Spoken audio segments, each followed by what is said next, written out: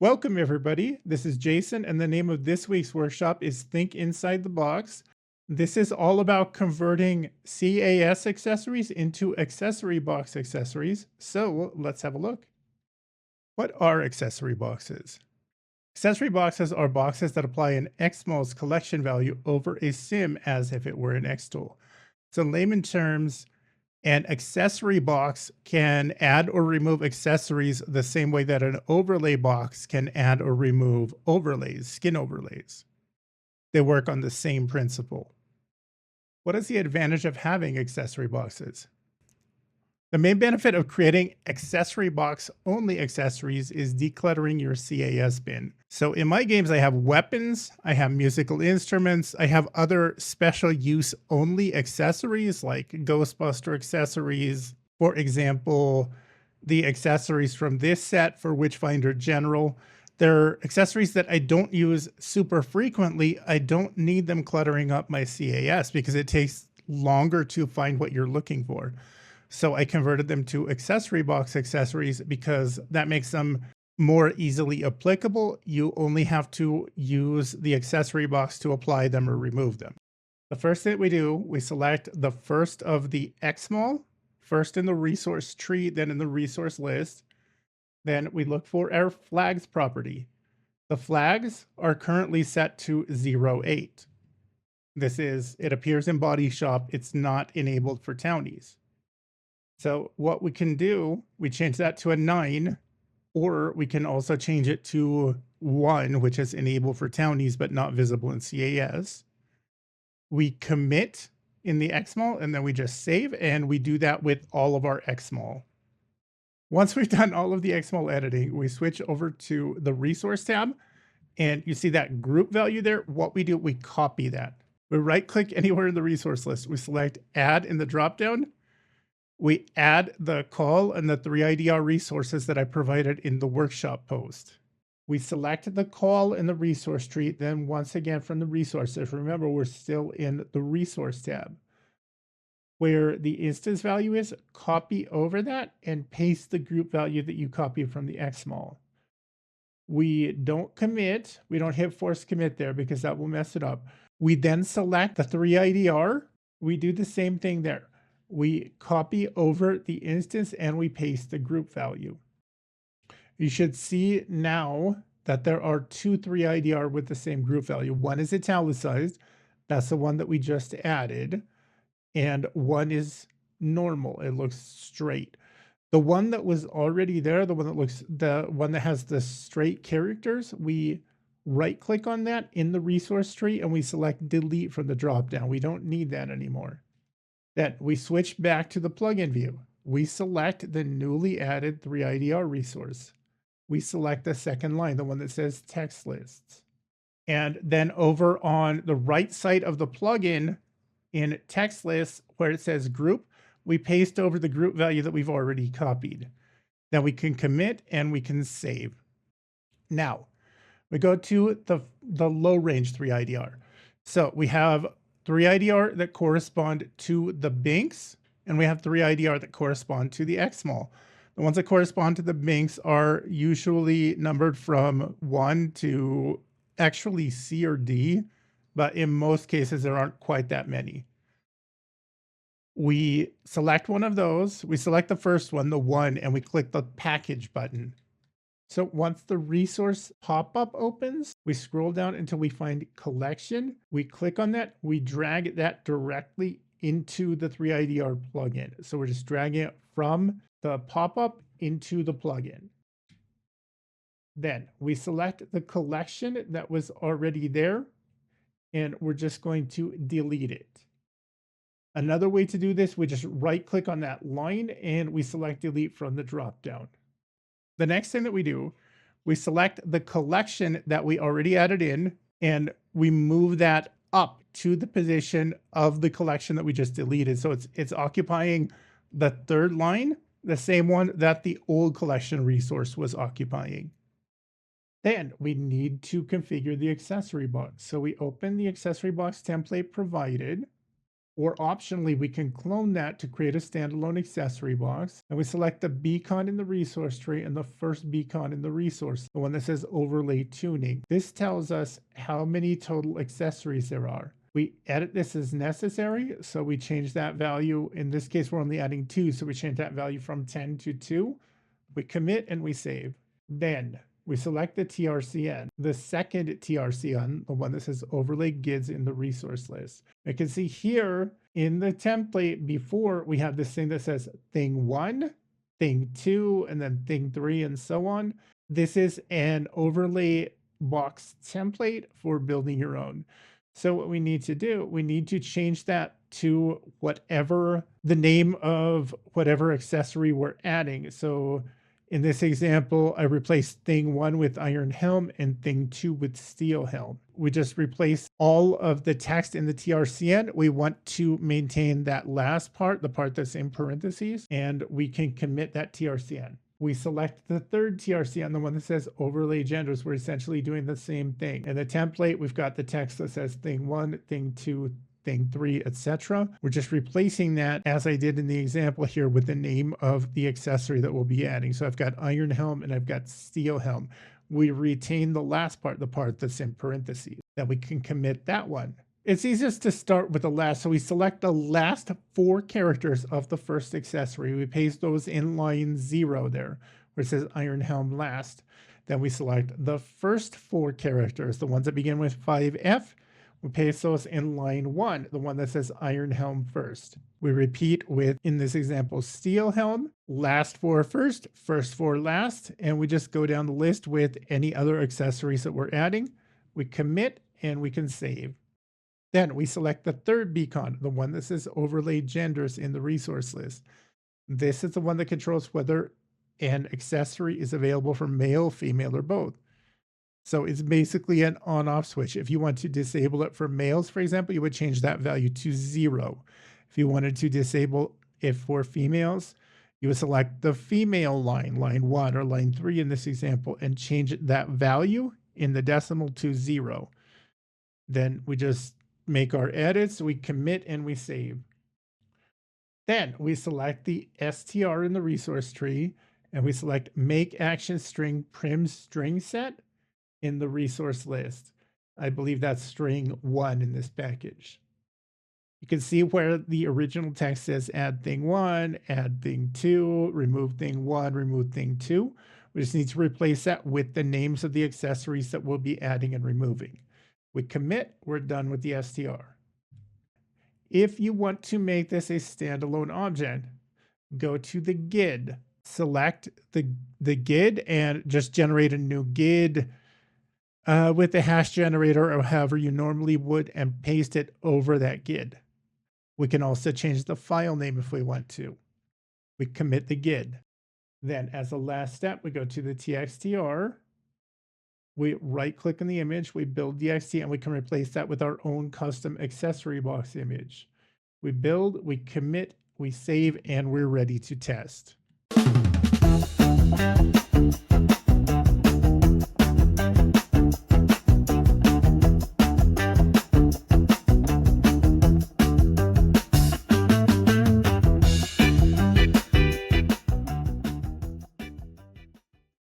Okay, so to put it into practice, and I have shared these already on the resource post, what we do, we open, and I am going to think inside the box. I go to my project folder, and we start with one of these accessories that we created in the first 2 workshops in this series. So we start with workshop plunger. The first place that we go to, we select the XMOL in the resource tree, and let's order those descending so that the smallest number appears on top. We select that 801, and we look down here and we see flags. This is set to 8, and I don't want that. I'm going to change that to 1. And for the sake of speed, I'm just going to copy that. So we change to 1, we commit, we select the next one down, which is 802. We change our flag to 1, we commit, The third one, we select flags. We just replace that value with 1. And so on. We just replace all of the flag values with 1. The flag property is the only thing that we're messing with in the XMOL.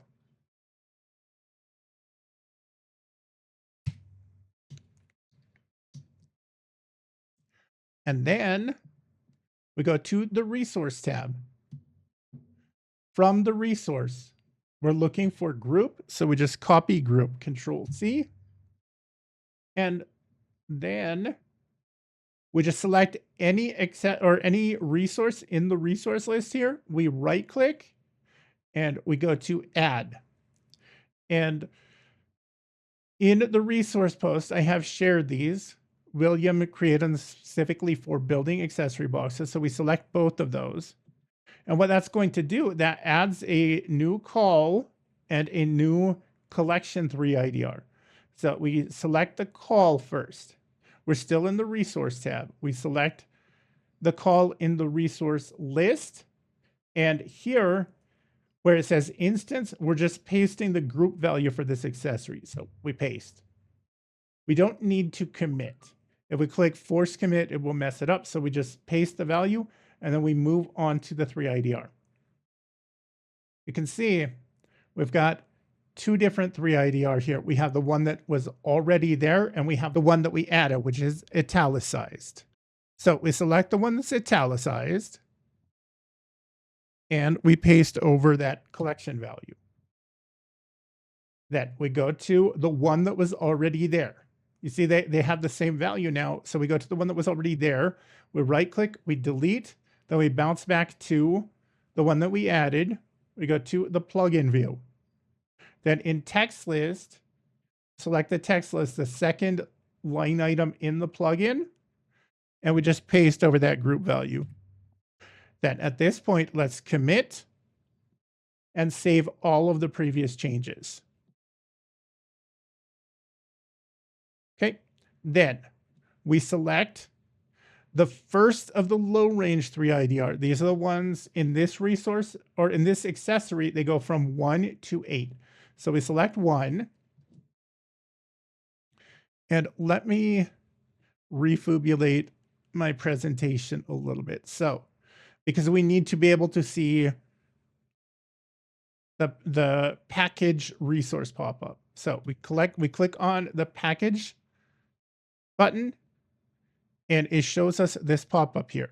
We scroll down until we find collection. We take this collection and we drag it into the plugin just like that. Then we take the collection that already existed. So we go 2 lines up. We take that collection value, we just delete. Then we grab the one that we added, we move it up 1 line so that it's in the position that the other collection occupied. But what's going on here? This has a different group and instance value than the previous one. That's what we're changing. So we commit. Then we select the second low range 3 IDR, and we're just doing the same thing. We move in the collection, we delete the old collection, we move this collection up, and we commit. And we do the same thing. We just delete, move it up, commit. We move it in, we delete, we move it up, and we commit. We move it in, we delete, we move it up, we commit. Same thing, we move it in, we delete, we move it up, we commit. And we're almost there. Move it up, commit. And last one.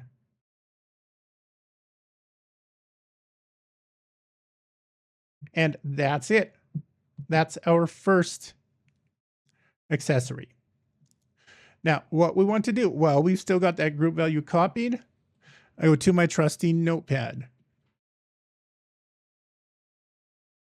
And these were the notes from last week's workshop, so they don't matter. We're just going to paste the group value, and I like to put a space between the first four and the last four so that I know what I'm getting into. This is plunger.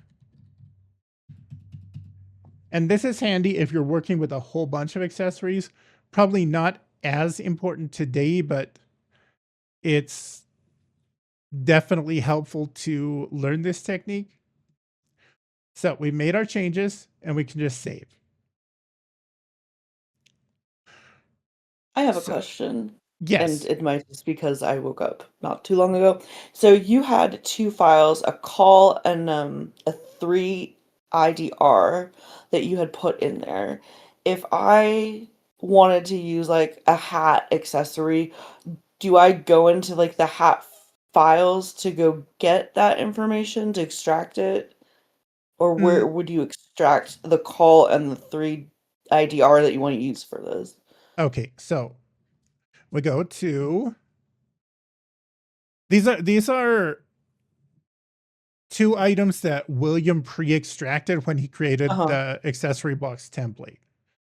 So Oh, so it's if you go for the accessory to, box itself, yes, those things. Okay. So that can be reused for yep, any accessory you box. can go to Pick and Mix. Okay. You can go to the Pick and Mix website, or if you go to Workshop Resources, think inside the box. And where did I store that?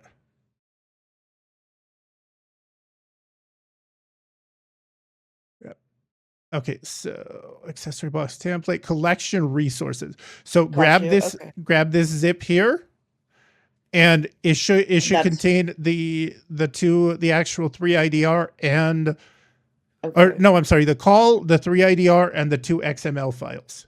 So if you were going to make your own accessories for an accessory box, just use these resources. It's Okay. a lot easier than trying to extract it yourself. Got you. Thank you. And thank you, William, for doing that. Okay. No I worries. understand now. Thanks. Okay. So then let's just do the same thing for the other accessory. So we grab bucket head.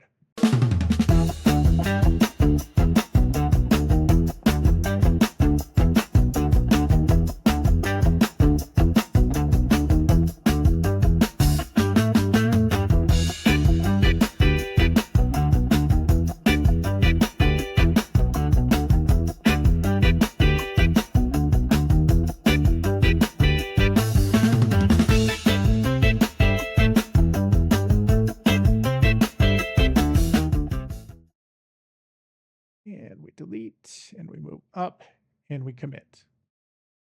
And that's it. That is the low range 3IDR. Make that a bit bigger. And here, I'm going to call this bucket head.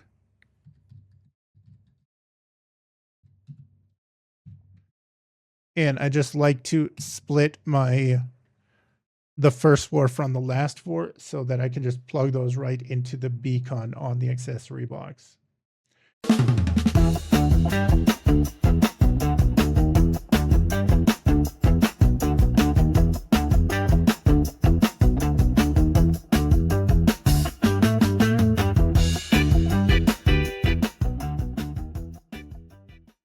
Then we go open to our accessory box template. I'm not going to mess with the GID and the texture right now. If you want to make your own standalone project, this is pretty easy to do. We just replace the GID, we replace the texture, and we're good to go. What I'm going to focus on, we go first to the beacons. We select the beacon here in the resource tree, and we go to overlay tuning in the resource list. We can see this is currently set up to support 10 accessories. I'm just going to change that value to 2 because I'm only messing with the 2 demo accessories today. So we commit that, give that a quick save. Then we go to the TRCN. We grab, we select overlay GIDs first, which is 1001. We go back to our trusty notepad. Going to grab the first description, so plunger. So we select line 1 here, where it says thing 1, we just replace that with plunger. And then thing 1 first, we replace that with plunger. Then we go to bucket head, copy bucket head. We grab line 2, we replace that with bucket head. And line 3, we replace that with bucket head. We commit. Then we go to overlay genders, which is TRCN 1002. Once again, plunger. We copy plunger. Replace that on line 0 and 1. Then we copy bucket head. And we replace that on 0, or on 2 and 3, I'm sorry. So we just change those first 4 lines to correspond to the accessories that we're adding. We give that a quick save. And we go back to beacon. We select the first, or we select beacon 1001, which is overlay GIDs. They're not really GIDs, they're collection resources, but that's fine. So let's start with, should we do last first? Yeah, let's just do them from the top down. So the first one says plunger last. So we need the last 4 characters of our collection value. We copy those. We go to the box that says hex and we just paste those. And the first part of the collection value, it's okay to copy the 0x because we're pasting it into hex regardless. So we copy the first 4 of the first accessory. We go to where it says plunger first and we just paste those over the hex. So now we've got the first 4 characters of plunger and the last 4. We do the same thing for bucket head. We just copy the last 4. And we do the same thing with the first 4.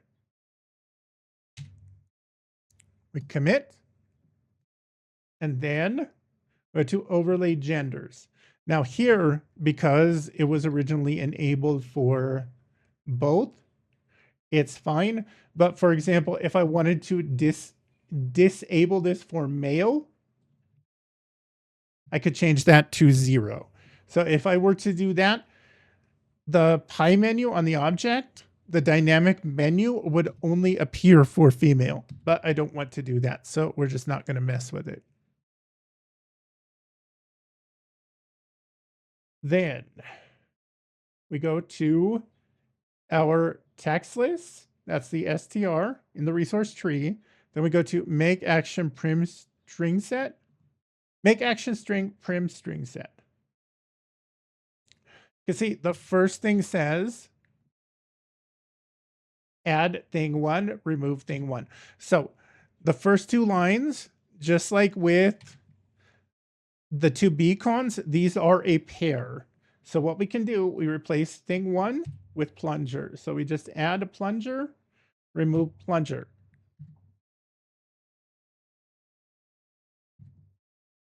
And then we add bucket head and we remove bucket head. We commit, and that's it for the strings. Now, what makes this work, where the magic is you go back to this first beacon overlay tuning. So William set up this really cool behave called set to next. So when you change this variable here, it tells you how many total accessories are in the box. And then the set to next behave, it goes and looks for the next accessory. So if you're telling it there are only 2, then it's only going to look for 2 pairs of the GID beacon, the male and female beacon, and the action string. Very cool idea. So we save that here. And then one other thing that I wanted to call to our attention, I didn't quite mention in the presentation. select the T tab in the resource tree, and then once again in the resource list.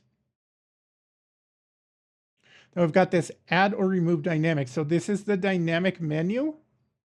And because it's only it should only be enabled for adults and elders, because that's how the recolor and the mesh are set up. But for example, if I had an accessory that also had a teen size, I could change that here. I could add this for teens. I could add this for children, toddlers, what have you. And it's also going to add the resource, or it's going to add the accessory immediately. So as soon as you click on that action screen, it's going to go through all of the beacons in the game, and then it's just going to pop that accessory onto the sim before you even go into live mode. And I believe we're ready to test.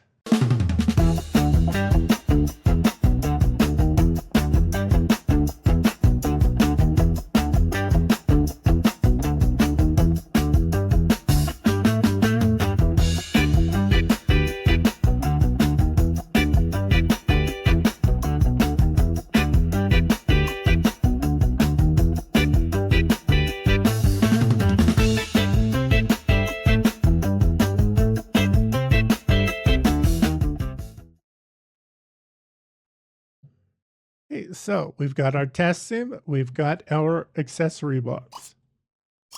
Let's see what happens. And the first time it always takes a bit. So add bucket head. And then